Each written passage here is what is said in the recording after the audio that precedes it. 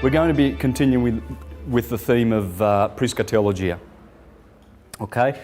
PROSZÂ Theologia is the ancient theology. Now, Astrotheology is a big part of this. It's probably a third of it. And astrology, which I was dealing with last week, is a big chunk of it too. So, continuing with this theme of ancient theology, we're going to honour a truth speaker of the 16th century, because he died on the 17th of February 1600, Giordano Bruno. Now, Giordano Bruno was a person who spoke about the PROSZÂ Theologia all the time, and he was bringing it to the world. In fact, he brought it to Queen Elizabeth. And Queen Elizabeth was contemplating making the British Isles hermetic. But of course the clergy got wind of the plot, sent Giordano Bruno a packing back to Italy, and of course made sure that fictional Roman Christian religion would continue in their country. What I mean by that is that and as I've proven with my presentations, that Rome has invented the fiction of the historical Jesus Christ for purposes of enslavement. Astrotheology. Now, when you mention astrotheology, people think, I actually have seen comments on the internet where people think it's just a recent term and it's just recently been invented by, say, Jordan Maxwell or someone like Michael Tsarian or one of those guys. But here's Kersey Graves from 1880, and he uses the word astrotheology. This guy also, the Reverend Robert Taylor, uses the expression. And he's from 1830s, okay? Now, first thing that happens is when you talk about astrotheology is that the churchgoers poo-poo the idea. And they deny that Christianity has anything to do with the stars. The original religio/science of this planet. You see, the PROSZÂ Theologia explains that the stars were originally the components of nature that were studied and observed with intent to discover our origins and many truths about reality. And what they did was they encoded books, writings in which they would reveal their discoveries to mankind. So they discovered a lot by observing the stars, you see, the ancient priesthoods. And in doing so, they realised that we were more than connected with the stars. You know, we were very, very connected with the stars. So what developed was a science whereby if we take notice of nature, and the most potent aspects of nature would have to be the stars, the lights in the skies. They called them the spirit father fountains of life. And they realised that these entities had an influence on us. They observed these influences and recorded them. And the Bible, the Judeo-Christian work, Hebrew, Greek writings, nothing other than astrotheological themes. Okay, they are stories about the observances of the stars and their behaviour and their cycles, etc. So the first thing they do, the religionists, is they deny that the origin of their faith and belief is based on the stars. You see, so what we're going to do is have a look at some of the words and designations of the ministers and the people who practice in the churches. So we've got cardinal, deacon, sexton, Monsignor, Sir, Nun, Minister, Pastor, Monk, Ceremony, Bishop, Orison, Monastery, etc. Cardinal, this is, in astrology, this is the 4 cardinal signs. Okay, Aries, Cancer, Libra, Capricorn. A deacon is 10 degrees of astrology. Sexton, having the word 6 in it, and having to do with astrology, just like bishop is, 3 degrees. 10 degrees, 3 degrees. Monsignor, Sir. Sir is just short for the star Sirius, because he's the Lord. He's the boss, he's the brightest star in the sky. Yes, sir. Nun. Minister, here we see moon and star. Same with pastor. Moon. Ceres. Moon. Bishop, already discussed that. Orison. Moon, star, monastery. Now that's pretty much the designations that these ministers give themselves. Another good one would be elder. In the L words, when you look at the L words, you'll notice a lot of L in there because of the sun, Elios. You see, in Greek the sun is called Elios, and in the Jewish system, the Elohim happen to be the planets and the luminaries in the sky, the 7 visible orbs. And you see the words such as elect, elite, the elder in the congregation. He'd be a minister, would he not? A moon star, one who talks about El, Israel, Isis, Ra, and Elohim, evangelizing, etc., etc. I mean, these are all church words, okay? And so, because the sun is the El who provides 3 things to mankind for their existence. And that would be love, light, and life, undeniably. For that orb has more love for us than any other. It's the creator of everything physical in the solar system.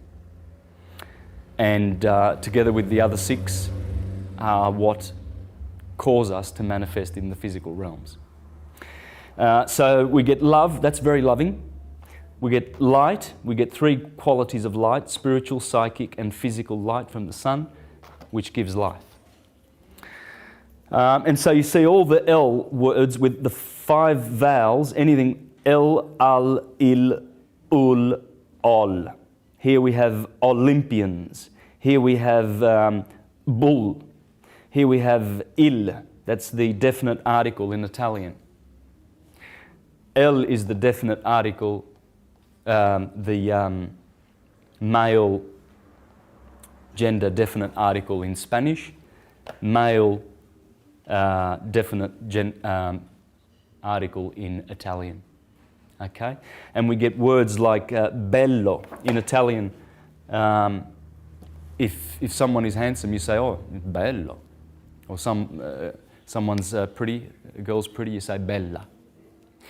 And that comes from the L, okay, because nothing is more pretty than the sun, especially in the summertime when he revitalizes the planet. And so, of course, and the Bible is related to Babel. Babel and Bible are the same word. Babel means circle of the sun, the zodiac, okay? And of course, and it's related to bubble, circle. Bubble, Babel, Bible. Bel is Baal, the god Baal. And he also, if you put an O on the end of that, you get the Italian word for good looking. Bello. Because Baal is the sun, he's glorious. He's Prince Charming. Okay, so these Il, El, Al, Ol, they are all the sun. The El Lord. So when you hear expressions like the Lord Jesus Christ, Amen, these are all different words for the sun. Okay? Lord, yes, yes means the sun. There we have the golden orb himself, beautiful, Prince Charming, bello. And there are the words, the letters, I-E-S. In Greek, I-E-S is yes. And that's Jesus. Christ, well, Christ is light, king, the king of light, and that's the sun. And Amen or Amun or Om, that is the sun. So we've come to a time in history that we've begun to understand these things because we've been able to decipher the Egyptian holy writings, the hieroglyphs. And in recent times we've been able to expose this story that is in the Bible. Now, we have many great scholars to lean upon. Probably I would say this would be the best work. Absolutely the best work in terms of astrotheology by the Reverend Robert Taylor. One of his contemporaries was Thomas Taylor. And Thomas Taylor was a great scholar who was interpreting the Greek myths. I'm going to read a little bit out of this later on, and also out of this. Contemporaries, this one's deciphering the holy Jewish Christian scriptures, and this one, the myths. So we've got a lot of scholars of that nature. We have The Sacred Mushroom and the Cross by John Marco Allegro, one of the Dead Sea scholars, who discovered that the Dead Sea Scrolls were nothing but writings about the Essenes who had Gospels and were already talking about a suffering servant or a Messiah hundreds of years before the so-called historical Christ. He's come out and explained that the Bible is based on mythologies, and the Amanita muscaria mushroom being the base for Christianity. They used to take the Amanita muscaria mushroom as the Eucharist, you see, the bread of Christ, and they would have out-of-body experiences. And so one of the Dead Sea scholars has shared that with the world. Of course, they went after him and defamed him and destroyed his career, but nonetheless, he was a truth speaker. Here's another truth speaker, Dupuy, a contemporary of Napoleon Bonaparte, as well as Volney. These guys exposed the astrotheology in the Bible. I'm going to share excerpts and share interesting information from these scholars today. So it's going to be very eclectic, but there's a lot of interesting information that we're going to expose. Here is the Earth, and that would be the equator, Tropic of Cancer, Tropic of Capricorn. Now I'm following a very ancient map, and by the way, a lot of people ask me about where do I get my maps and stuff from. Well, that's the book. You can get that on Amazon, Star Maps. And in fact, it has lots of great ancient maps and a great collection, probably one of the best I've ever seen. It's phenomenal. And so this comes from that book. Here is the sine wave that I've just done. As you can see, there's the equator, and here we have the Tropic of Cancer, and here we have the Tropic of Capricorn. Okay? So this sine wave, this is the path that the sun appears to make around the Earth as it goes through the seasons. It's called the ecliptic. Okay, so it's the path that the sun takes through the 12 signs of the zodiac. So there's a little glyph here for Aries, which indicates that the sign of Aries begins here, and that would be the 21st of March, the equator, the equinox. And as it rises, as the sun rises in the spring skies through March, April and June, it reaches the Tropic of Cancer, and then it proceeds to decline and wane and goes through Libra, and there's the scales of Libra. That's the middle point of the sine wave. Okay? Very important, crucial part of the theologies. And a lot of the stuff in the Bible pertains to this area here, because the scales of Libra that sit on that equinox there have to do with justice and the fall of the sun. As the sun falls down to the winter months below the equator, the scales have judged the sun. So that point there is very interesting. And these are the cardinal points. Aries, the equinox; Cancer, the solstice; Libra, the equinox; and Capricorn, the solstice. And it comes back through Aquarius, the water bearer, through Pisces, and then back up into Aries. So that's what I'm doing here. I'm following that. So we start here at Aries, and we go up to Cancer, and then down to Capricorn, and then come back up again. And that's the sine wave. It's 23.5 degrees and 23.5 degrees. Now, so what you've got here is the solstice, and here we have also the solstice. So this would be the summer months, and this would be the winter months in the Northern Hemisphere. And March the 21st is over here. June 21st is there, the solstice. September 21st at the equinox. And December 21st, the solstice. These are the crucial points. There's a lot to be said about these points, and you'll see how important they are in the scriptures. Okay? What I'm going to show today is that the Gospels of Matthew and Luke start from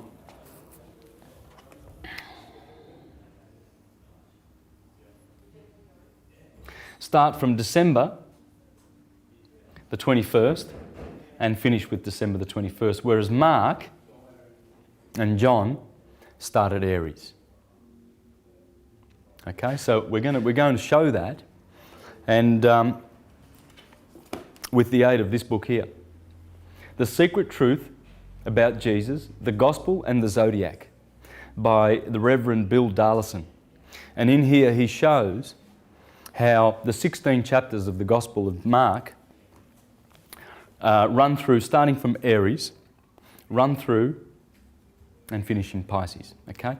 And of course I've dealt on that in my astrotheological presentations, and shown how most of the cycles begin with this point in the year.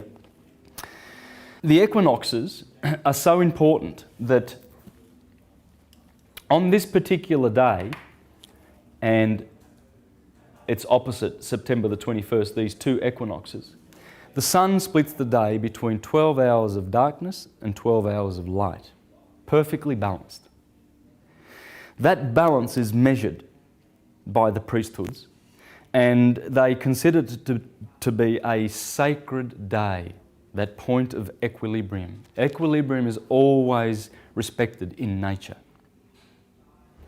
It's always respected. So you see these two spheres, the two polarities of light, summer, and darkness, winter, are balanced at these points. Very, very powerful points in the year, the equinoxes.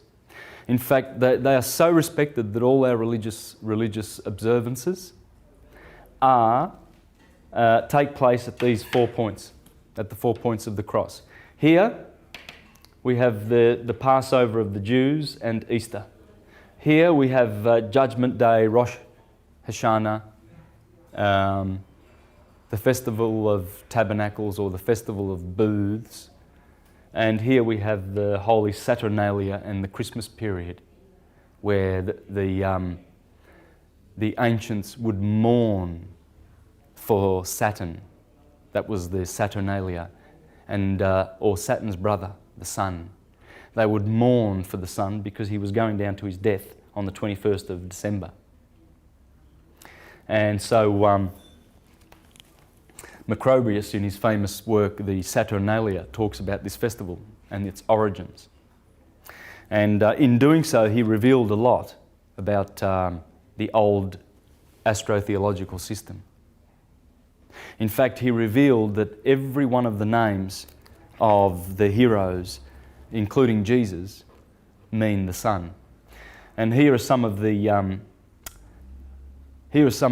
names of those ancient gods: Janus, Bacchus, Ieius, Apollo, Julio, Delios, Loxias, Phobos, Phanes, Lucius, Sabazius, Liber, Ebulis, Dionysus, Iao, Hades, Mars, Meton, Mercury, Draco, Asclepius, Hercules, Serapis, Adonis, Attis, Osiris, Horus, Pan, Jupiter, Saturn, Adad.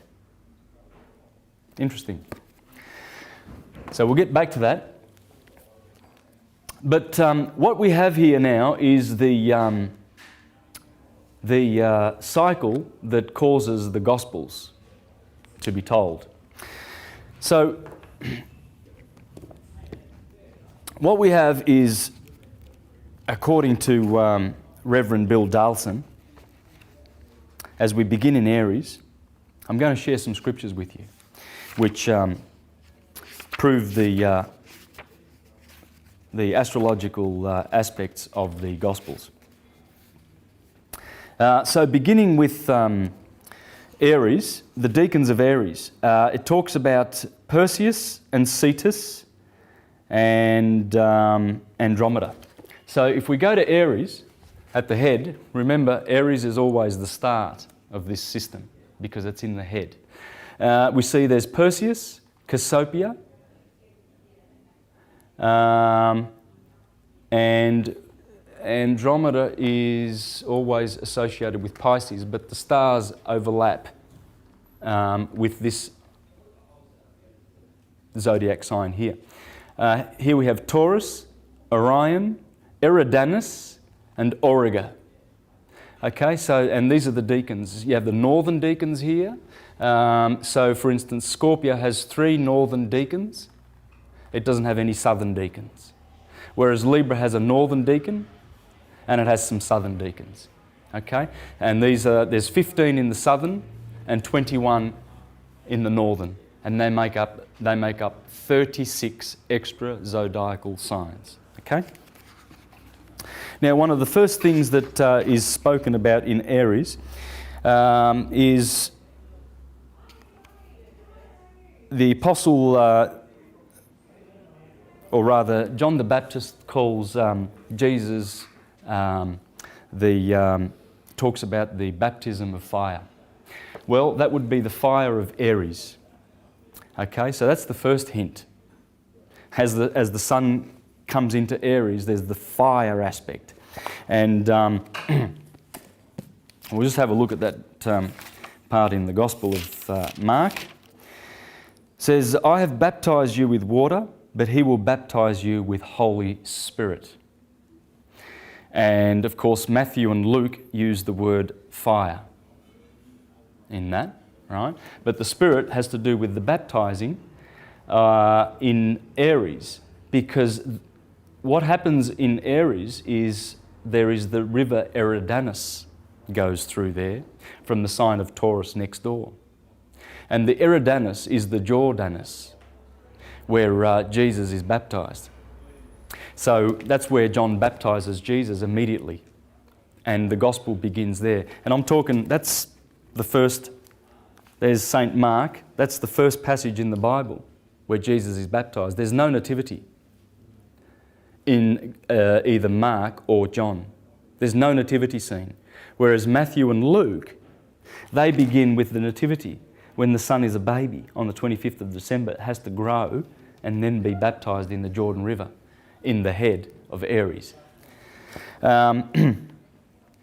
And here's another interesting scripture right there after that passage. It says, immediately afterwards, the Spirit drove him out of the wilderness, and he remained there for 40 days and was tempted by Satan.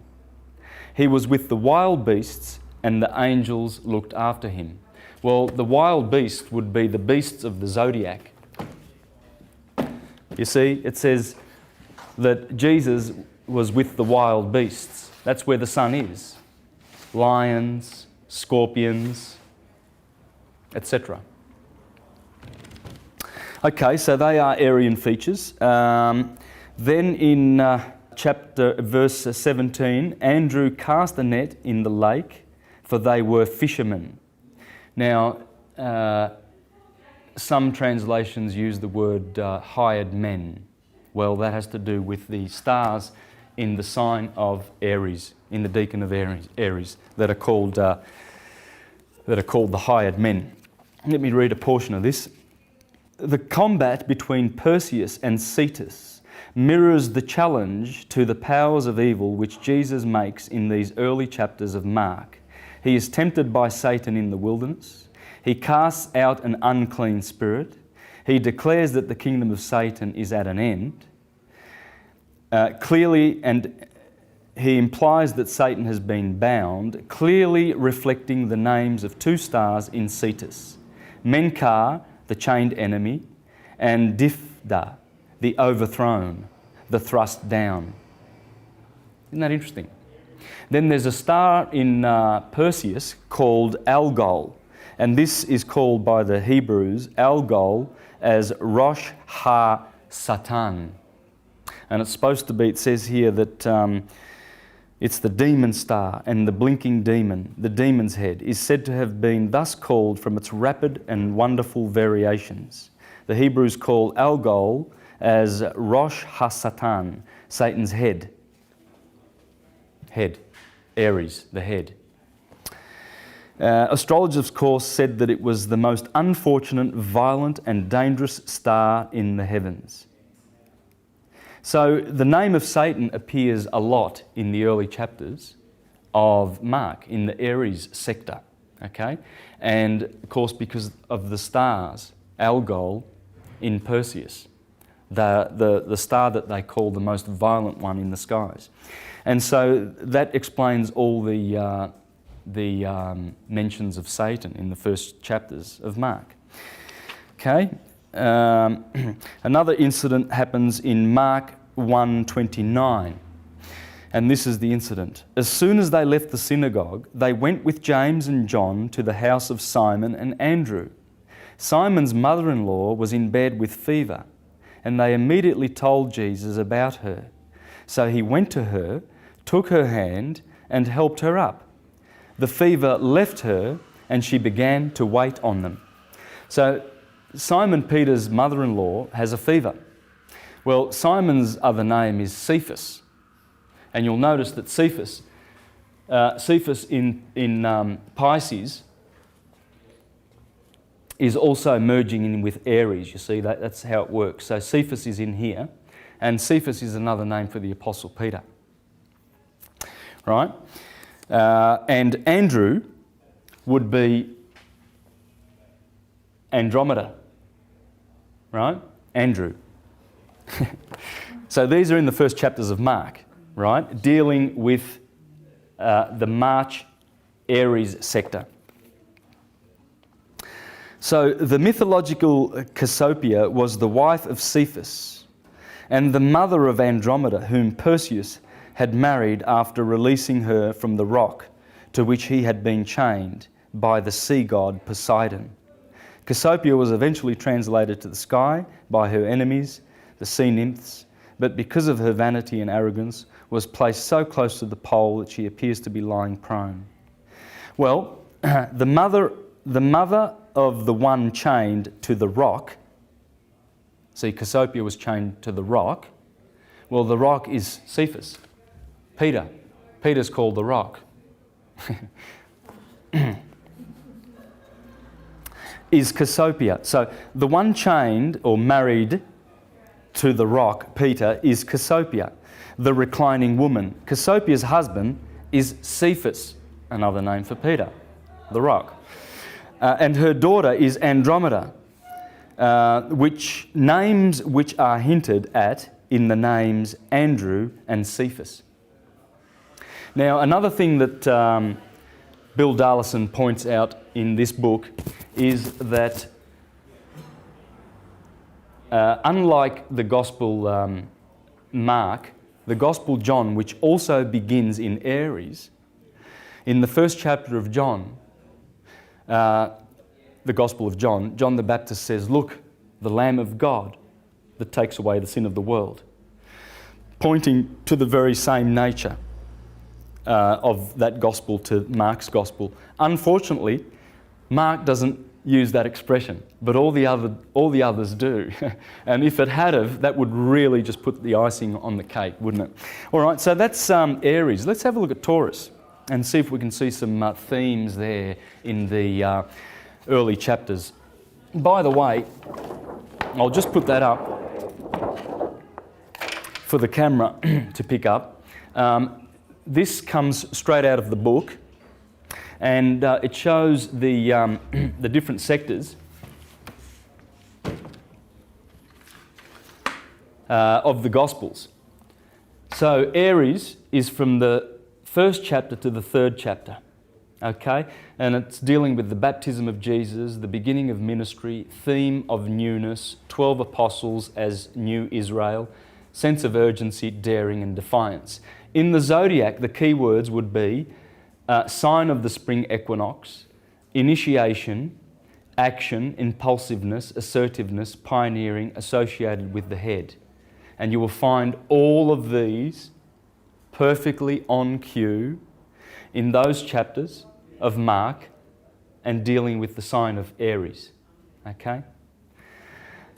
Taurus, parables of growth, agricultural imagery, parable of light. Now, because of the special stars in Taurus, Taurus has a cluster of stars called the Pleiades, which are the lights. Okay? So we notice now in the fourth chapter of Mark, which I'm going to be reading from, the theme is dealing with light and also the parables of the seeds. Because in Taurus is the time of the year when you take your bull out and plough. So you notice that in the fourth chapter of Mark, there's a lot of ploughing being done, a lot of seed sowing, and a lot of talk about lights, because Taurus has those beautiful Pleiades and the Hyades and Orion and all those bright stars. So, the parable of the light under the bushel, which follows the sower, does not have the Taurian imagery of growth and productivity, except in rather an oblique sense. But it is related to Taurus nevertheless, because in addition to its association with the earth and with agriculture, Taurus has always considered by the ancients to be connected with light. For instance, Venus rules Taurus, and Venus is phosphorus. She is the bright morning star, and she's one of the brightest orbs. In fact, she's the third brightest orb in the sky. That's one pointer to the fact that it's dealing with Taurus. Another one is the principal star of the Hyades group, situated in the eye of the bull, was called by Ptolemy Lampadillas. That would be lamp, lampadillas. The torch. So you see, Jesus will be talking about light. Don't hide your light. Show your light. Venus, the ruler of Taurus and the most brilliant sight in the evening and morning sky after the moon, was called by the Greeks Phos. Phos meaning light. And by the Romans, Lucifer, the light bearer. So no wonder chapter 4 deals with light. To the ancient occultists, Venus was the planet of inner light, illumination.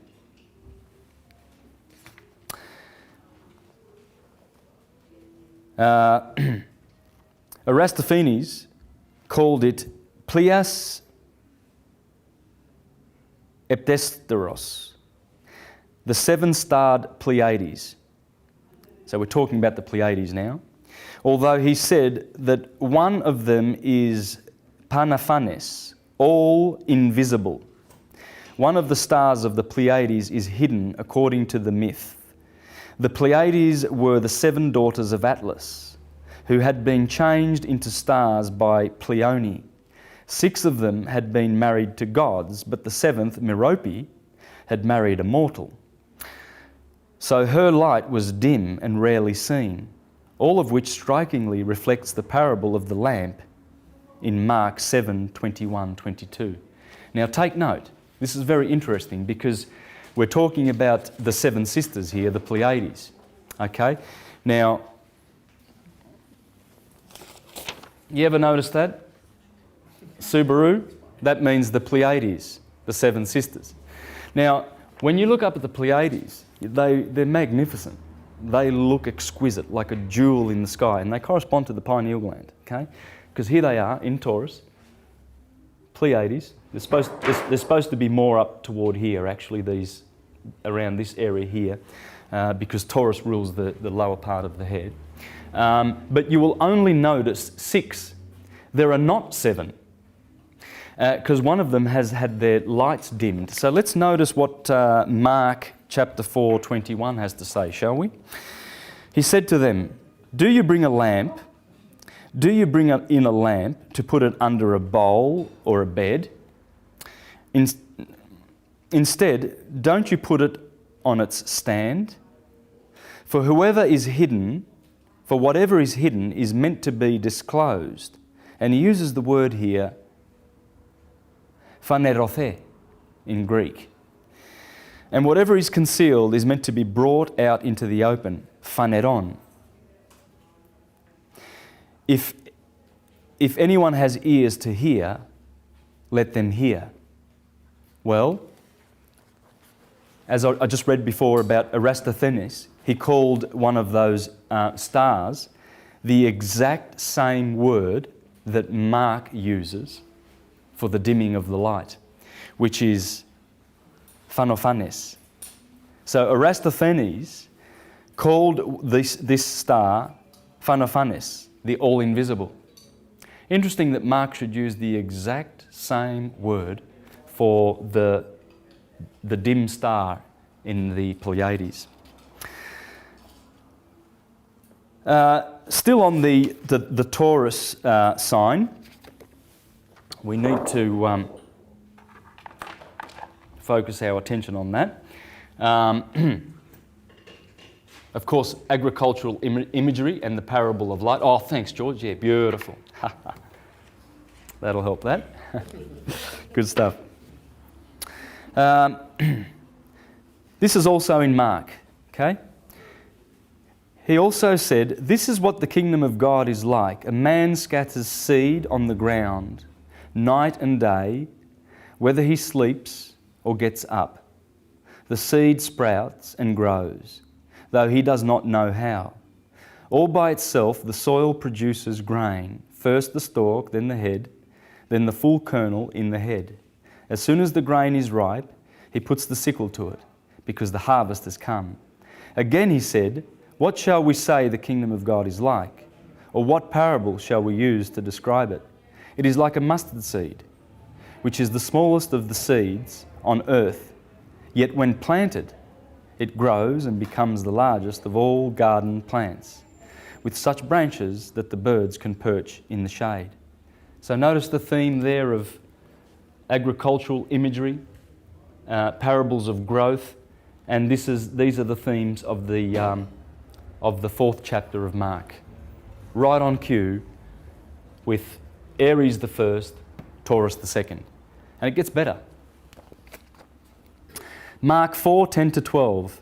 When he was done, the 12 and the others around him asked him about the parables. He told them, "The secret of the kingdom of God has been given to you, but to those on the outside everything is said in parables, so that they may be ever seeing but never perceiving, and ever hearing but never understanding.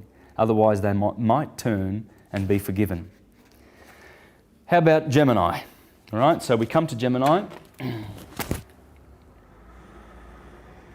We've done Aries, Taurus, and now Gemini, the twins.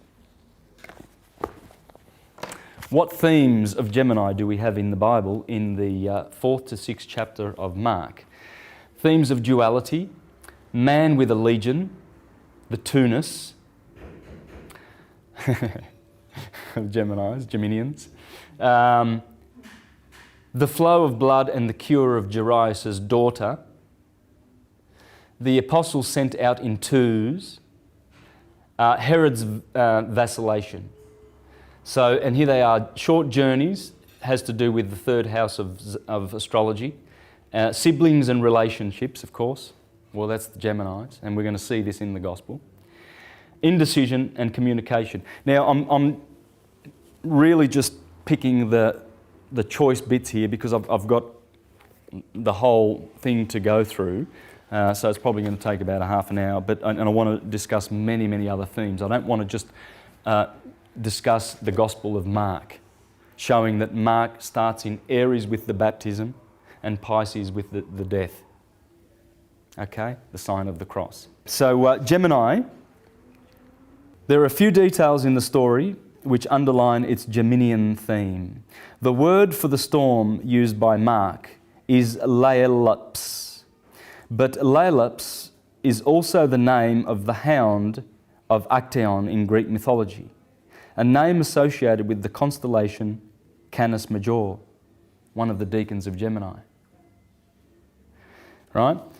So Jesus tells the storm to cease with the word Siopa, be quiet, echoing the Spartan name for Gemini, Tosio, and the cushion upon which Jesus' head was resting along, believed to be a detail provided by Peter, echoes the headgear of the Geminian twins, or the flames of fire which were supposed to issue from their heads. So that's basically the themes of those chapters, dealing with these extra zodiacal signs. There's Gemini there, Canis Major, Canis Minor, and Lepus, the hare, which is what the 4th chapter of Mark deals with. Okay. There's also the incident of the legion, who says, "My name is Legion, and for we are many." That has to do with the duality aspect of Geminians. Okay.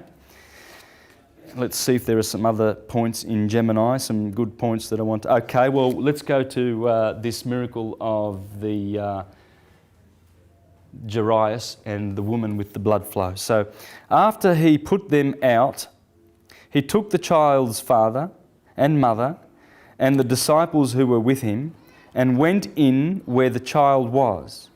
He took her by the hand and said to her, "Talitha kumi," which means, "Little girl, I say to you, get up." Immediately the girl stood up and began to walk, and she was 12 years old. At this they were completely astonished. He gave strict orders not to tell anyone about this and told them to give her something to eat. Well, this incident happened immediately after Jesus was touched by a woman who had a flow of blood which was for 12 years. So Jairus' daughter was 12 years old, and the other incident immediately before that had to do with 12 years, indicating a twin parable. Okay? The most obviously Geminian feature of the story of Jairus' daughter is the way in which it is told. It is the only miracle story in the Gospels which combines two quite separate elements. Neiman writes, "What we have here is without precise parallel in the Gospel, an incident broken into by another incident which takes place in the middle of it." All right?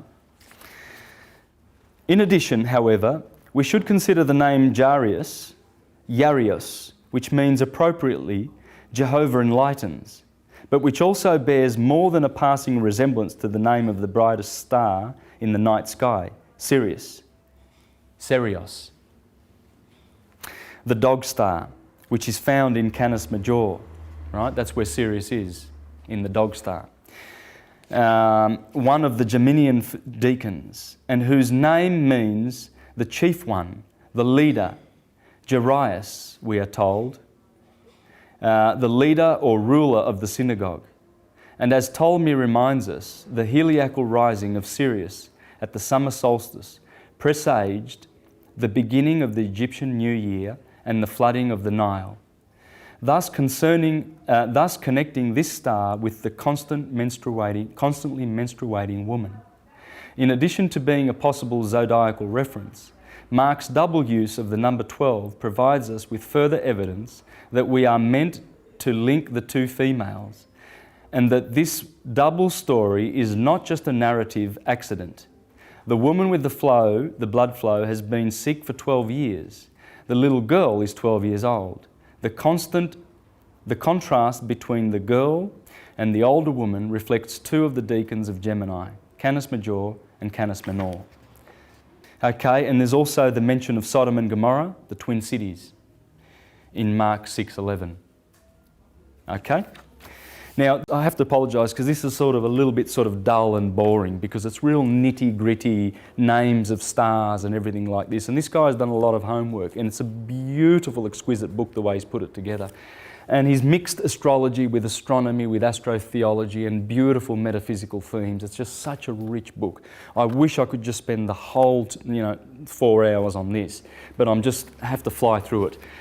In fact, I'm just going to really fly through because we've only done three of those signs, okay? But there's some real, there's some real obvious ones. Cancer is themes of nurture, the motherliness of the Cancer sign with the moon in it, food and stomach concerns, etc. Well, that's all in there. The boat is in Cancer, the boat Argo. So Argo is the ship that is up here, you see, and that is, according to the Venerable Bede, that is the Ark of Noah. And interesting that two deacons of Gemini are Canis Major and Canis Minor. The two deacons of Cancer are Ursa Major and Ursa Minor. And Noah, in his boat on top of Mount Ararat, brought in animals 2 of 2. The only place where 2 ofs occur in the whole zodiac is right here where Argo is in the constellation of Cancer. So you have Cancer here, Argo the ship, Ursa Minor, Ursa Major. In Gemini, you have Canis Major and Canis Minor, and there's the ship right there, bringing in the 2s and the 2s. Okay. Now I didn't make that up. You want to read the Venerable Bedes, and he was from the 6th century, I believe, if I'm not mistaken. Okay, so and it also there is the incident in the Cancer sector where Jesus talks to the Syro-Phoenician woman about not giving children's food to the dogs. Well, that would be because the dogs are over here. In fact, Marcus Manilius, he mentions in this book, Marcus Manilius places one of the dogs, Procyon, in the sector of Cancer and not Gemini, as modern astrologers do. So there's the Cancer in the Gospel. Leo. Interesting. Leo. Let's have a good look at Leo, Virgo and Libra. In Leo, as I've discussed before in my Astrotheology presentations, there's Cancer, there's Leo and there's Libra. On the 6th of August, which happens right about here, the middle of the hottest part of the year, on the 6th of August, the Catholic Church calls that day the Transfiguration of Jesus Christ. The 6th of August. It's the middle of Leo. It's the middle of summer. it would be, and the dog, Sirius, is behind the sun, so you've got the dog days. There's a famous painting by Raphael. This is very famous. And there's Jesus Christ at the Transfiguration, and there's his apostles there, and they saw, I think it's Moses and Elijah. Okay? So let's have a listen, let's have a look at and see how Mark ties that in with the sign of Leo. So on a journey to Caesarea Philippi, Jesus asks his disciples, "Who do you say that I am?" The text goes on. They replied, "Some say John the Baptist, others say Elijah, and still others, one of the prophets. But what about you?" he asked. "Who do you say I am?" Well, Jesus takes them to an unusually high mountain, and that's the unusually high mountain. And it says 6 days after, in fact I'll read that from the Bible, this is too good to be lost.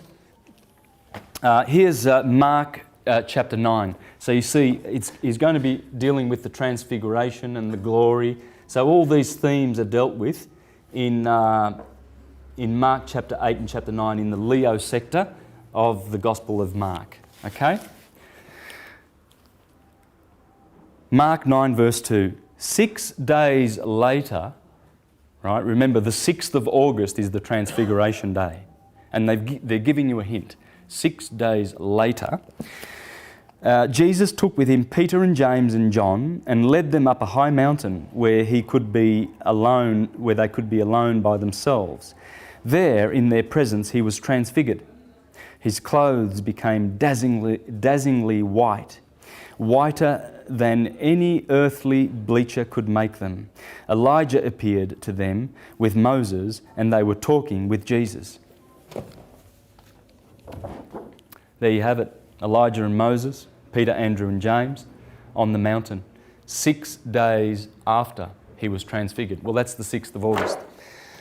I mean, it's really blatant. When you know what you're looking for and you're reading the Gospels and you know the stars that are there and what they do and what they mean, you can't mistake this. There is no excuse for churchgoers to start going, "Oh yeah, but you're looking into it," and it's not. It is there. And if you're not seeing it, it's because you're not looking. Simple as that. Now, let's see if I can chug along a little bit more. Interesting. We have another similar painting by Titian around about the same time as the Raphael. That's the Virgin and the Assumption of the Virgin on the 15th of August, just a week after the Transfiguration. Wonder what's going on. Well, that would be the sun in Leo, because he rules in Leo and he's transfigured in Leo. Virgo, I made a big mistake before, didn't I? That's Virgo, not Libra. Libra is here. Yeah, I confused you, didn't I?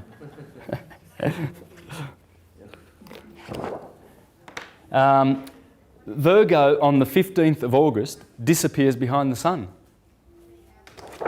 That's the Assumption of the Virgin. Because on the 8th of September, over here, she gets reborn again, doesn't she? That's the Nativity, because she reappears. You see, when the sun is in a sign, the sign disappears. You can't see it because, well, for instance, we're in, today's the 13th of November. That's Scorpio territory. Now it's, what's the time? It's 2 o'clock. So the sun is above us. Behind the sun is the Scorpion. You cannot see it in November. It's gone. And so that's why the Virgin Mary ascends and then she's born again. The Nativity of the Virgin. Yeah, it's all on cue. All right, let's see what Virgo has. Virgo has teaching about humility, little children, a warning against passivity and service, because the 6th house or Virgo, Virgoans are very service-oriented. It's the sign of service. Okay, so in the Gospel, Jesus is talking about service. Serve one another. etc. If anyone wants to be first, he must be the very last and servant of all. So there's the theme of service. If anyone causes one of these little ones, those who believe in me, to stumble, it would be better for them if a large millstone were hung around their neck and they were thrown into the sea. So that's also Virgoan themes. All right, let's move on. I know I'm going to regret taking chunks out of this because there are so many good points, but you just can't. All I can do is show you some choice bits, and if the subject interests you, I would be getting this book. It's just phenomenal. Okay, Libra. The entry of the Sun into Libra marks the autumnal equinox in the Northern Hemisphere, when day and night are equal once again. This is the midpoint of the year, the moment of equilibrium, when the forces symbolised by the day and the night are in perfect counterpoise. This has happened before, of course, when the Sun entered Aries in the springtime. But there is a difference between these opposite but complementary points. At the spring equinox, the point of poise occurs before the daylight begins to dominate. In the autumn, this is reversed, and the balance point presages the forthcoming massing of the darkness. The eternal interplay of light and darkness is symbolised in the zodiac itself, which on one level is nothing more than the yearly cycle projected on the sky. The first 6 signs then come under the dominion of daylight. The first 6 signs come under the dominion of daylight.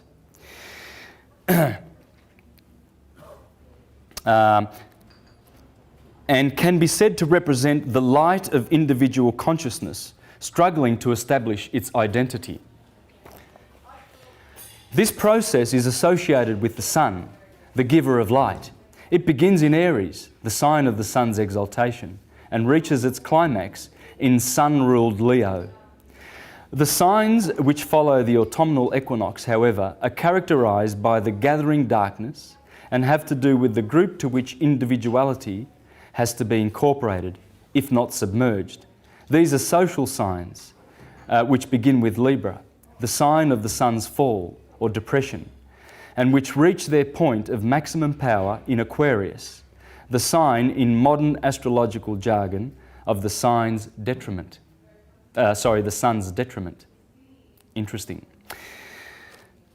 In ancient Egypt, Libra was associated with Ma'at, the goddess of cosmic harmony and justice, whose special task was to weigh the hearts of the dead on the scales of justice, balanced against an ostrich feather, and she is usually depicted with a feather in her headdress. Those who failed her test were heavy-hearted, those who passed, light-hearted. Among the Greeks, notably Hipparchus, Libra was eugos, the yoke.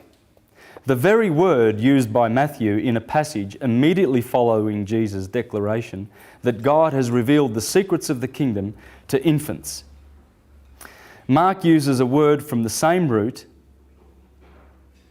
sunzeogumi. I hope I got that right. When he writes, "What God has joined, yoked together, let no man separate." So Hipparchus called this sign the yoke, and Mark is talking about the yoke of marriage, right on cue with Libra. But there's a lot more. We're going to see that in a minute. Among the Jews, the tribe of Issachar, described in Jacob's blessing as a strong ass crouched down between 2 burdens, is generally associated with Libra. The glyph of Libra,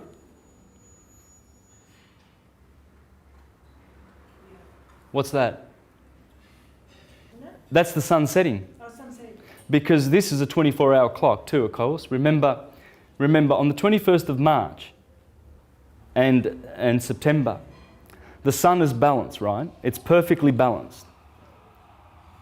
So On that day, and only on that day, or those 2 days rather, does the sun rise at 6 a.m. and set at 6 p.m. Only on those 2 days. Okay? So 6 o'clock goes here, 12, 6 and 12. This is a daily cycle and it's a yearly cycle. And of course during the day there is more light than during the night, just like there is more light in summer than there is in winter. So those 2 cycles are described by this graph. But here, this is the middle point. This is the point where in the human body, Libra is the kidneys. So the sine wave is going through the body in the scale of the balance. You see the sun setting there? Okay, when you look at that,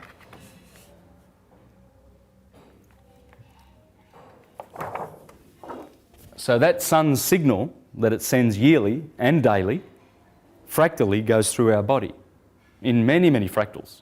It goes through the atoms, it goes through everything. It's the same fractal. This is the wheel, this is the cycle, this is what is going on all the time, right? And the sun's telling you that. The sun tells us that in its path of the ecliptic. The ecliptic runs straight through our bodies. That's the ecliptic. So as above, so below. So when the sun is in Aries, it's in the head. When it's in Taurus, it's in this part. What does that mean? Well, it means it's giving its polarity to that part of your physical body. So it'll manifest physically. Usually Taurians have got nice strong necks. It shows in the neck. It actually shows. But it also shows with their ruling planet Venus, you know. It also shows in, you know, spiritual and psychological things too. Philosophers, many philosophers, as I showed last week in the presentation on astrology, are Taurians. Most of the famous philosophers in history are Taurian because they want to speak. You know, that's where the sun is. Geminians are in the lungs and in the arms. You see the way they use their arms, etc., etc. So that's the path of the ecliptic, and it's defining everything. Wherever the sun makes that signal fractally, which is everywhere, it defines the bodies that it gives life to. All right, and the sun and the 6 planets, the 7 visible orbs, they are responsible for all of it.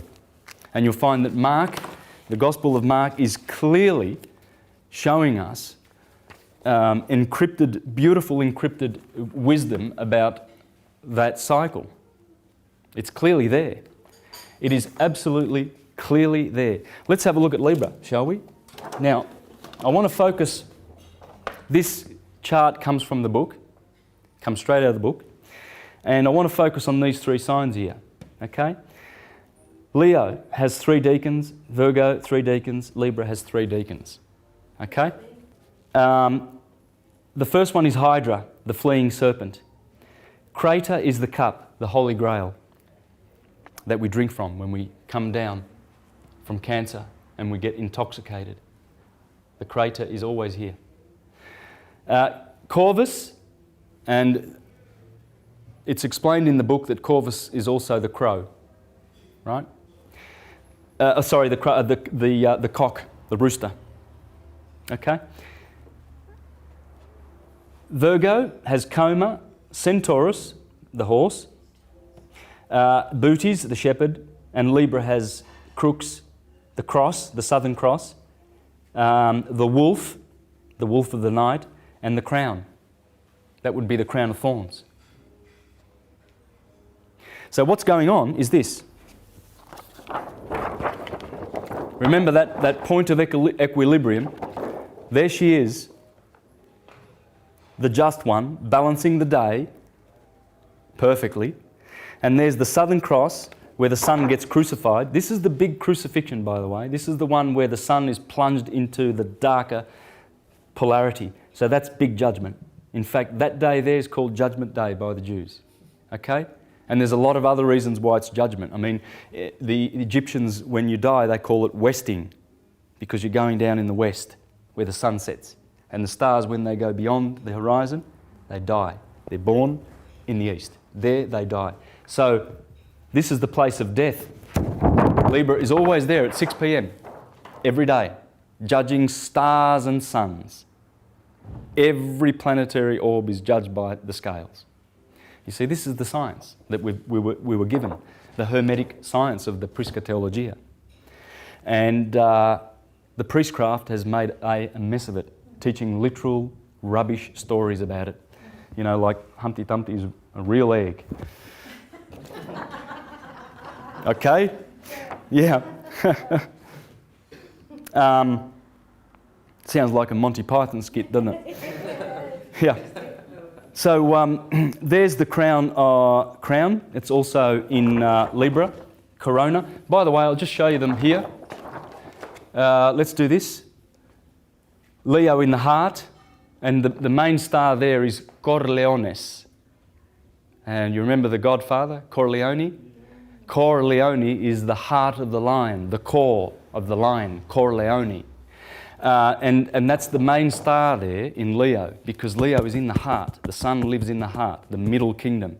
Okay? The three planets, the masculine ones are above, and the three feminine ones are below here, the three lower chakras. Okay? So when you're dealing with Leo, you've got Hydra, the serpent, the crater, the Holy Grail, the cup, and the crow. Virgo has the horse. Pay attention, because all of these 9 deacons are spelled out in the Gospel of Mark, around about the time of the sun passing through Libra. Okay? Coma Bernices, with her hair. Bootes, her husband Joseph. That's Mary, Virgin Mary, and Joseph, the shepherd. He's the shepherd, but it's Joseph. And he has a red star, Arcturus. That's the bear. In the northern hemisphere, see these northern stars? The brightest star is Arcturus. All right? You see the California flag with the bear and the red star above it? That's the bear. Right? He rules the northern skies. There's the crown, Corona Borealis. That's the crown of thorns that the sun wears as it goes through Libra and gets crucified. That's the cross that he's crucified on. And the wolf, the other word for that sign is the victim. The victim is the sun. Gets judged at the scales, crown of thorn, there's the cross. Here is the shepherd. As you'll see, we'll go through that, etc. What happens there in Libra, the sun gets judged to go down to hell. There's the wolf there, the victim, dies on a cross, gets a crown of thorns. Before that, in the Gospel, these are the chapters. So you can see chapter 16, 14, 14, 11, 11, 14, 15, 15, 15. So it's carrying the themes around about that part of the Gospel where it would be. So the fleeing serpent is where Jesus defeats death. The cup is, he took the cup in chapter 14, verse 23. There's the cup. The sun takes the cup because the sun gets intoxicated now. Jesus is getting intoxicated, takes the cup. And before the cock crows 3 times, that's mentioned in 14:30. And there's the crow on cue. Coma, the infant, the branch, the desired one. And others cut down branches, blessed is he. So as Jesus came in procession to be crucified, they cut down branches. Well, that's the branches of Coma. Centaurus, Jesus enters Jerusalem on a colt. There's a colt here. The centaur belongs to Virgo. The centaur and the Southern Cross is right over here, okay? So they are closely connected, those 2 constellations. There's also 2 colts over here, remember? I don't know whether you remember, but there's the Asinellus Borealis and Asinellus Australis in Gemini when Jesus comes into Jerusalem to be crucified. Well, this is what he's doing. There are 4 crucifixions. But this one's the big judgment one. Okay, there's the colt that he enters. He enters on a colt. The great shepherd, I will smite the shepherd. That's in Mark 14:27. And then the cross, as I've already shown in those graphs, the cross, the victim and the crown. These are all themes to do with the crucifixion. There's some choice stuff in this book. For instance, in Capricorn it talks about Saturday, because Saturn rules Capricorn. And it says, the Jewish Sabbath is Saturday, Saturn's day. We noted earlier that Judaism was born when the equinoctial point entered the constellation Aries.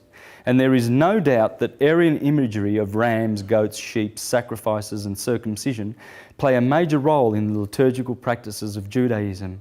But the other cardinal signs, Cancer, Libra, Capricorn, feature prominently in the development of Judaism.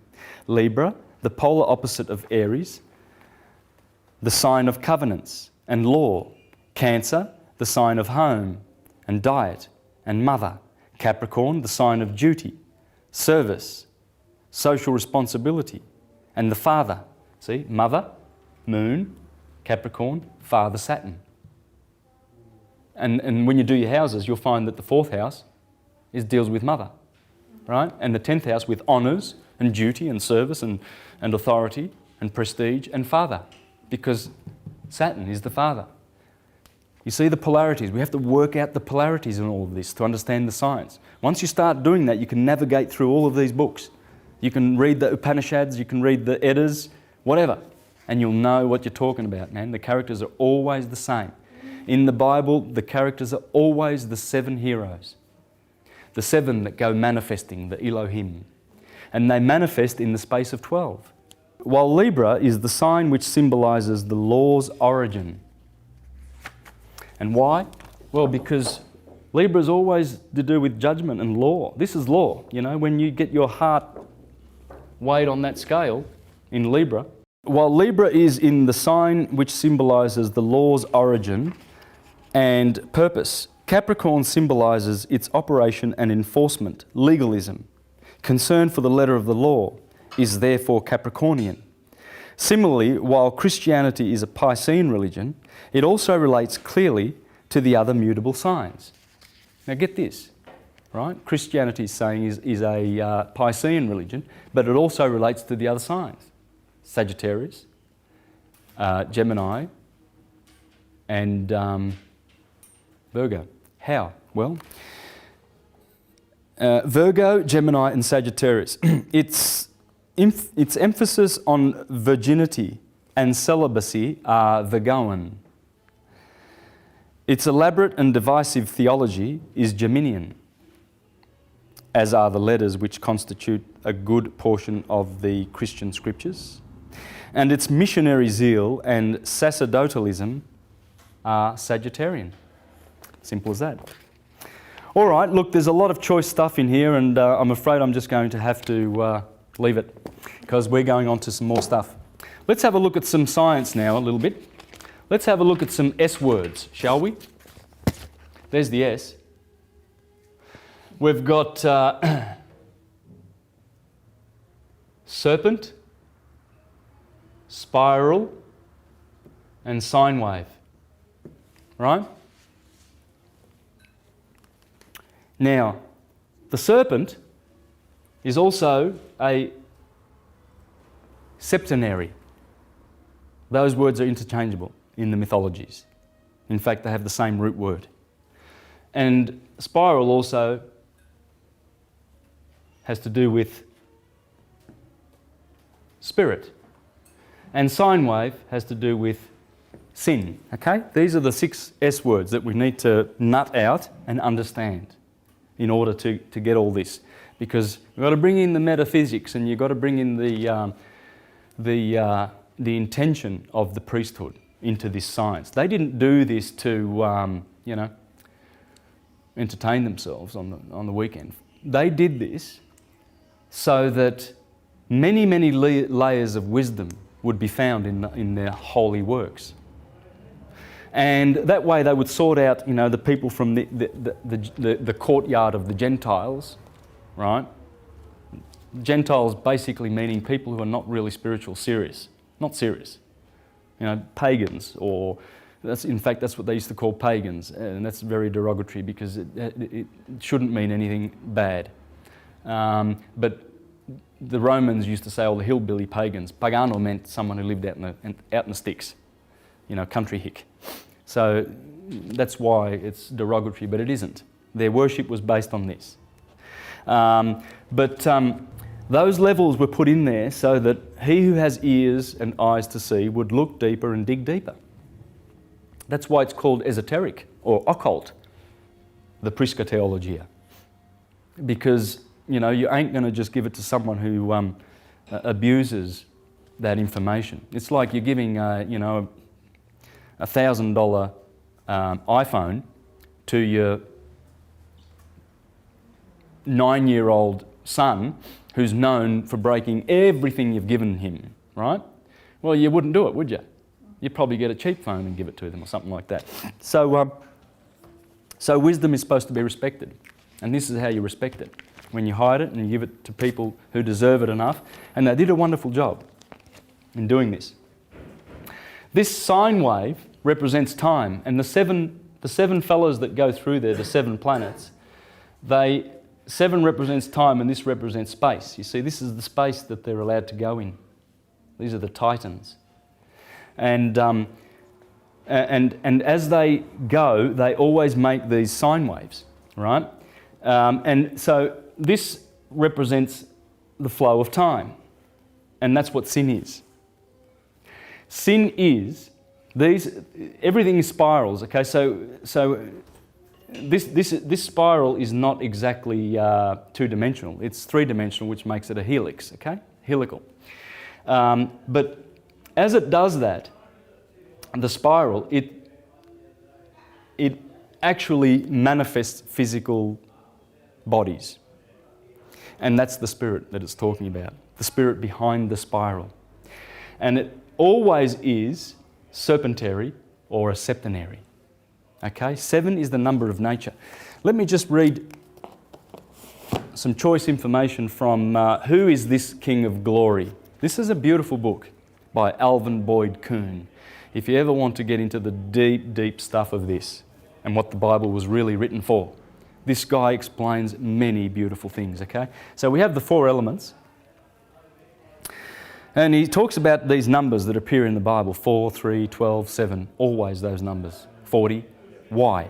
Well, it's because of time units which describe the spiral, the serpent, the sine wave, the sin that we're in. You see, when you get caught in time, when you're full of sine waves, you're sinning. That's why we're sinners. Yeah.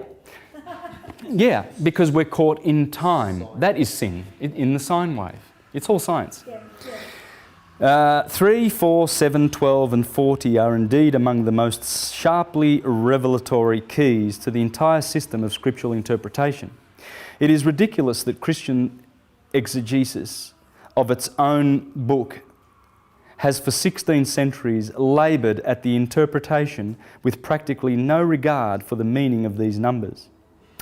It will later be seen as a clear evidence of esoteric incompetence.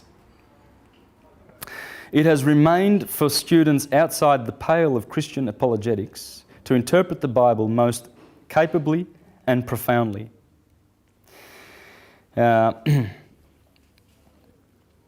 What were the 12 disciples, if not men? In the esoteric understanding, they were the same in 12 aspects of the 3 kings of wise men were in the threefold division. Or they were the same 3 powers of spirit, further subdivided into 12 aspects. They were just the spiritual power and intelligence, which is the Christ itself, manifesting its wholeness in a 12-part segmentation, in the same way in which the atomic force of the universe manifests in a 7-part differentiation. So the spiritual nucleus of life manifests in a 12-fold unfoldment. Nature sounds a 7-key octave, and divine mind sounds a 12-key diapason. So, divine mind has 12 keys. So mind, spirit, mind over matter. Matter is 7. That's why we have 7 luminaries, 7 Elohim, or cosmocrators. You see, these 7, these Elohim, they've been called the demiurge, the second creator, because they create physical things, and voila, here we are. Take one of the planets away, and we disappear too. So they are the ones that, through their orbits and their energies and their powers, they are the ones that are giving us shape and form and everything. There's not a thing that they don't give us. Okay? Al-Biruni, the Islamic astrologer of the 10th century. The various organs of a plant are distributed to different planets. Thus, the stem of a tree is appropriated to the sun. The stem of a tree belongs to the sun. The roots to Saturn, the thorns, twigs and bark to Mars, the flowers to Venus, the fruit to Jupiter, the leaves to the moon, and the seed to Mercury. They control everything. In fact, Mercury, the right brain, controls all of our senses. That's why Mercury, or Hermes, the Hermetica, in the East they call Hermes Buddha. The Romans called him Mercury. Well, he controls the 5 senses. That's why he's the messenger of the god. You know, when you touch something, you're getting a message, are you not? Well, that's Mercury. That's what the planets are doing. The planets are giving us, are bestowing us these gifts. Even if the fruit of a plant, like a melon, even in the fruit of a plant, like a melon, the constituent parts are divided among several planets. The plant itself and the flesh of the fruit belong to the sun, its moisture to the moon, its rind to Saturn, smell and colour to Venus, taste to Jupiter, seed to Mercury, and the skin of the seed and its shape to Mars. It is rare that only one planet furnishes the indicators for one subject or object. Generally, 2 or more are associated, as for example when 2 elementary qualities are present, obviously related to 2 different planets. Thus, the onion is related by its warmth to Mars and by its moisture to Venus. And opium by its coldness to Saturn and its dryness to Mercury. So when anyone speaks of Saturn as the significator of opium, it is merely its coldness that is referred to. And if Mercury is cited in the same capacity, it is due to its dryness. Right? Because there's cold and hot, dry and wet. They are the virtues, the active and the passive virtues of astrology. And each planet has 2 of those virtues. Right? So we can see how the planets are creators, how they are cosmocrators, the Harmonian artificers of Egypt that gouge out matter. They're always gouging out matter through space and making things, manifesting things. And of course they are beneficent, but they are also tyrants. You see? Saturn, for instance, whatever is born in his kingdom must perish. Whatever is born in time, he's the boss of time. Will always be devoured by time. And in fact, that's what the astrology and astrotheology is teaching us. It's teaching us that journey, how it works, the 12 labours that we are to perform, as Samson performed, and the 12 disciples of Jesus, the 12 sons of Israel, Israel meaning Isis, Ra and El, the ones that go around the wheel, the gospel. Now I want to get into some of these beautiful, wonderful writers, okay? They've done some amazing works of art, and I want to show you what's in these books. Here's a guy called Malik H. Jabbar, and he's got five or six books, I think. This one might be his 6th book, and this one is a series of 5, and there's a picture of the books there. If you go to his website, this is how he introduces his work. Welcome. This site provides information on the mythological origins of all universal religions. Religious scriptures are a registry of astronomical phenomena, written in a mythological format. The evolution of our modern religious concepts began with astronomy and evolved through mythology and astrology into modern religion. Many of the Hebrew myth concepts are traceable to ancient Egypt and Mesopotamia.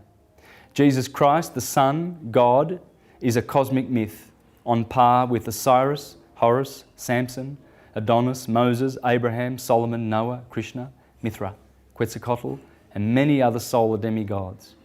Evidence clearly shows that the 12 apostles are symbols of the zodiac sign, and that Jesus Christ symbolized the sun, God, in some aspects a moon god. It is clear that the tales within the Bible are allegorical depictions of the interactions between elements of the cosmos. Religion exists at two levels, the esoteric and the exoteric and the esoteric, the inner and the outer.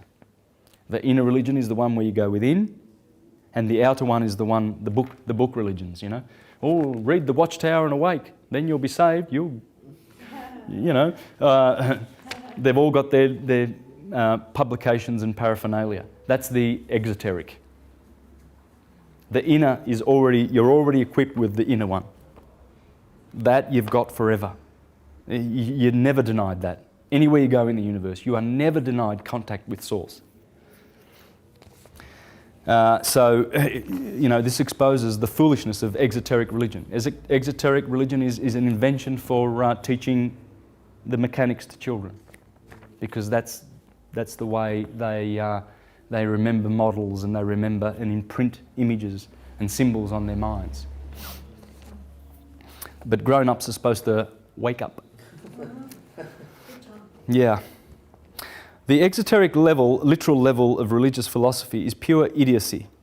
To think that the fantastic tales of demons and multi-headed monsters and miraculous events of every stripe, such as making the sun stand still, dividing the Red Sea, destroying the world by flood, and all the other related nonsense, is accepted without hesitation on the basis of faith, is astonishing.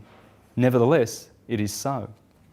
The esoteric level of religion is a science that is mathematical, coherent, logical, and provable. Well, I've done it, beyond a doubt.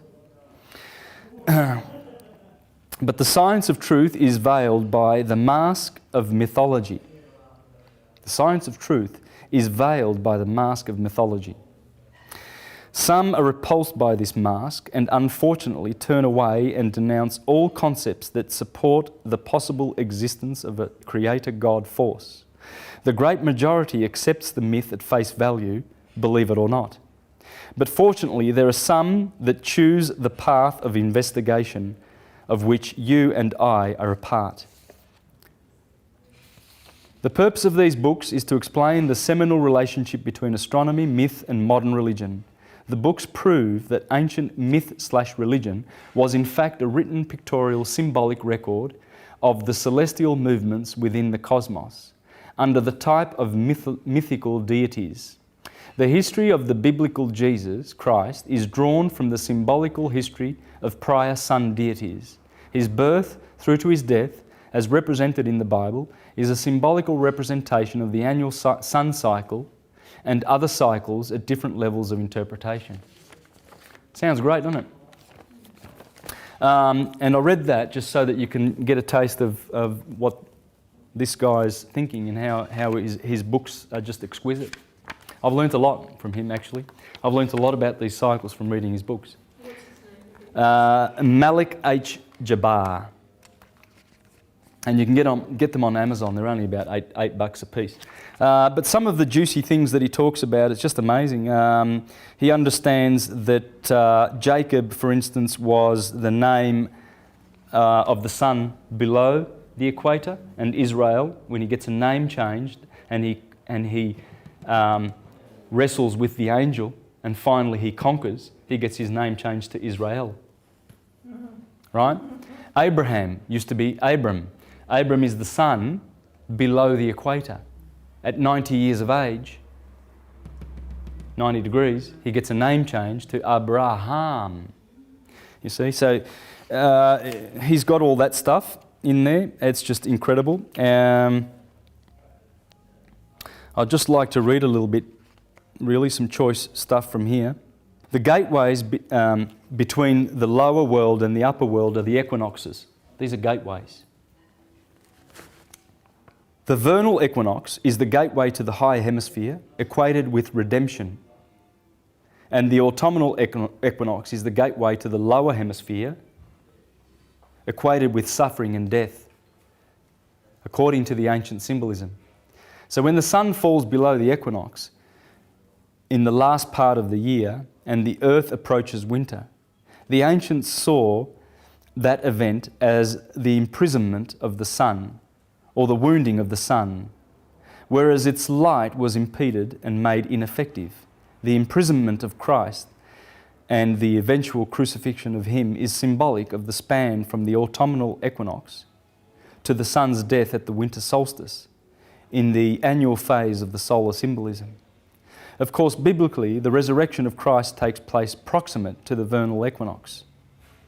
This is because of the cultural input from the Hebrew Christians who wrote the biblical Christ myth. They fashioned the Christ after the sacrificial lamb of the Passover festival. See, when the sun finally passes over, they sacrifice the lamb, Aries, the Lamb of God. They also linked, the custom of the Jews to sacrifice lambs or goats proximate to the equinoxes, both vernal and autumnal. You see, the goat is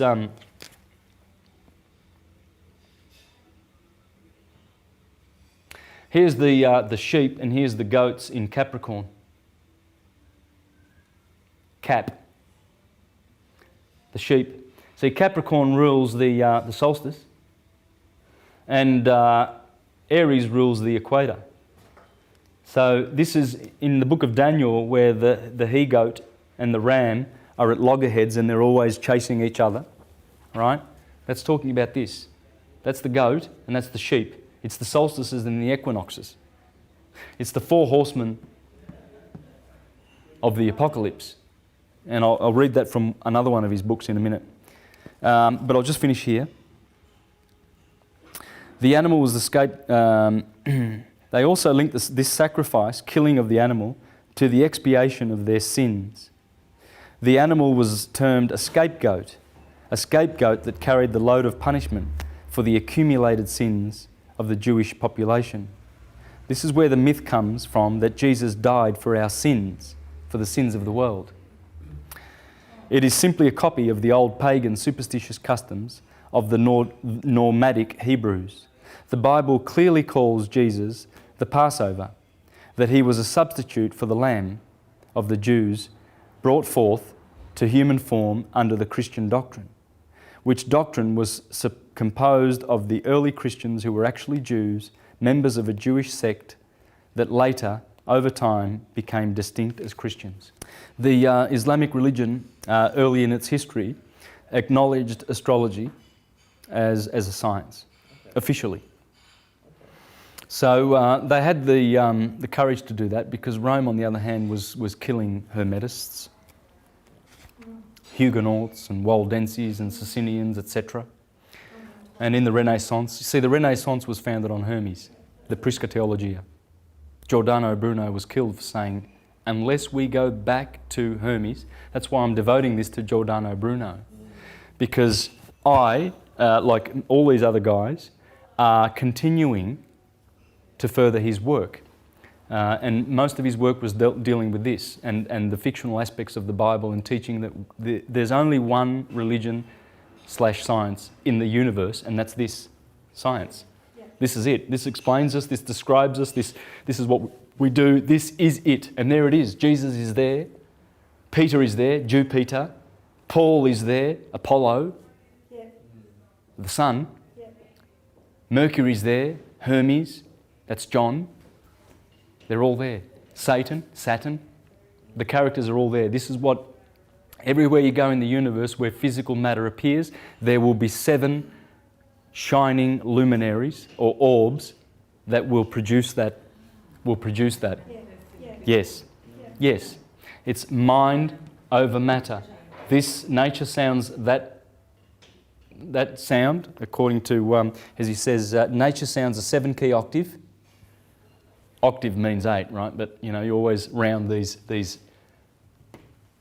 like, you know, in music, you've got your 7 diatonic notes, but it's an octave, right? So you round off, we are an octave, or we are a septenary. Everything in our bodies is septenary. The 7 chambers of the brain, 7 chambers of the heart, the 7 orifices in the body, the 7 vital organs, etc., etc. Everything about our nature is septenary. It's a serpent. That's the serpent. And the serpent is sitting here. Ophiuchus is in the sign of Scorpio. Let's have a look at Scorpio. Scorpio with the red star in it. Okay. There is Ophiuchus, the serpent bearer. So Ophiuchus, what he does, he's carrying the serpent, and the serpent's head is right next to the scales of Libra. You see, we saw that before, right? And the serpent is saying to the woman, and Bootes, her husband, is Adam, this is Eve, Virgo. It's saying to her, eat from the tree of the knowledge of good and evil. This is the good, this is the evil. And the scales are denoting that, because once the sun goes through these signs, it comes to a point where it has to flip over its polarity. It's given an electric summer, but now it has to change its nature. And it must flip that polarity and produce a winter. So it tastes from the tree of good and evil. Having tasted good, now it must have evil. And that's the serpent that is at the tree deceiving the woman, because she eats from it first. Bootes follows. So let's have a look at the 4 horsemen, shall we, of the apocalypse. The white horse symbolises the vernal equinox. The red horse symbolises the autumnal equinox. The black horse, the winter solstice. That's where black Saturn is. And the pale horse, or green, symbolises the summer solstice. You see, green and lush is that horseman of the apocalypse, that cardinal point. And as those, you see, the sun is always depicted being transported around with 4 horses. Okay, 4 seasons, 4 horses, 4 cardinal points. And as they go around, they have different natures and different qualities. Of course, these are very similar, the equinoxes, right? Spring and autumn are very similar, but summer and winter, big difference. Okay? White is the colour of the good spirit, and in its mythical aspects correlates astronomically to the vernal equinox. Red, the opposite or opponent counterpart of white in much of the symbolism, and represents the autumnal equinox. Matter is counterbalanced by spirit, just as the autumnal equinox is counterbalanced by the vernal equinox. So the red horse is the autumnal equinox, the controller of the entrance into the infernal regions of the lower hemisphere. Black signifies the darkness of the pit of the lower world, where the sun is shrouded by blackness. Green represents the verdant quality of the summer season, brought in by the summer solstice. The Bible uses the term pale horse, but all of the biblical dictionaries define the term pale as synonymous to the colour green. Now, the riders on the horses, they are different. The riders on the horses, one has a scale, that's Libra. And these are the riders of the horses, okay? The riders of the horses are distinct and separate from the horses in terms of their identity. One reason that other scholars over the years and centuries have failed to interpret this symbolism correctly is that they have blended the individual riders and their assigned horses into single entities, which is an error. The riders of the 4 horses are the zodiacal signs that pass over the stations of the horses, cardinal points. During the day, year, or astrological era that may be targeted by the symbolism. The descriptions of the riders give us sufficient information for their identities. He that sat on the white horse had a bow and a crown, which indicates the sector of Sagittarius. Bow and a crown. With the bow. The bow is Caus Australis. That's the bow in the sector of Sagittarius. And the crown is Corona Australis. Remember we spoke about Corona Borealis in Libra, the crown of thorns? Well, this is Corona Australis of that sector. He that sat on the red horse is described as a killer and a disruptor of peace, which indicates the killer scorpion that carries the sting of death, whose venom ushers in the sorrow and misery of the winter season, as the sun dips below the equinoxes, into the sector of Scorpio. He that sat on the black horse carried balances in his hand, which of course is the scales of Libra. He that sat on the pale green horse was called Death, and the governor of hell, which is of course Saturn in Capricorn, the well-known goat devil of the zodiac. And of course this corresponds with the dragon that drew a third part of the stars of heaven. Have you ever heard of that in Revelation? And I saw the dragon and he hurled a third of God's stars from heaven, right? Well, the constellation of Draco is in Sagittarius, but it goes from Virgo all the way down to Scorpio. That's exactly a third, 120 degrees of arc is occupied by Draco on the northern throne. It's a big constellation in the north. We can't see it, but it's up there where the Big Dipper is and all that. And Draco controls the North Pole. He gets about 3 stars to sit on the North Pole during the 24,000 year precessional cycle. So he's basically the boss, right? And when Draco goes down, in other words, from Virgo downwards, this is the sign of betrayal, Virgo, the dragon hurls a third of God's angels down to the earth. We are told by these verses of the Bible that the dragon's tail drew a third of the stars of heaven. This symbolism points directly to the zodiacal signs Libra, Scorpio, Sagittarius and Capricorn, which are situated right in the fold of the dragon's tail. I have explained conclusively in Book 4, he's got his 5 books here, that the dragon of the apocalyptic heavens of the Bible symbolises the constellation Draconis with the stellar symbolism. The tail of the biblical dragon of the heavens in the Bible is synonymous to the tail of the cosmic dragon, which is in fact the constellation Draconis.